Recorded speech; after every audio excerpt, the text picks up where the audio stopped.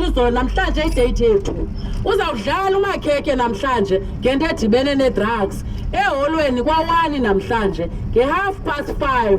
phakama mhlali sayeka ukoneka amagusha ezilayinini no-tight ngenxa yabantwana abangamaphara abazinxiba kube esiqwini ngoba kaloku abantwana bethu ngamaphara namhlanje akayiboni nerongo nerayithi ngenxa yale thufu. Siyakucela mhlali phakama mhlali wakwa-1 le peyini itya mna itya wena itya umntakabrother wakho itya umntakasister wakho waswelekayo le nto nethufu besiyile wena mntu uthengisa i-drugs namhlanje uyadlala umakhekhe kuwe wabanjwa mpukane namhlanje asisakucenganga namhlanje sikucenge enough there's no need yoba sikucenge namhlanje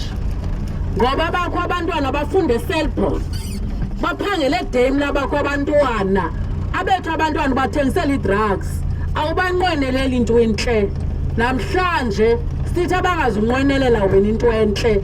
because awubanqweneleli nabethu besizile kwemos sazothetha nawe sakucenga sacela sakhama umnqwazi kuwe no more drugs phansi nge-drugs phansi phakama mhlali phakama ukuthi izidrugs azitya Kawungena kasingena. thini umbusha sewele Sithi kwezi strato. sibe ningeni phumaphi zona awuphakame mhlali awuphakame mhlali kwanele ngoku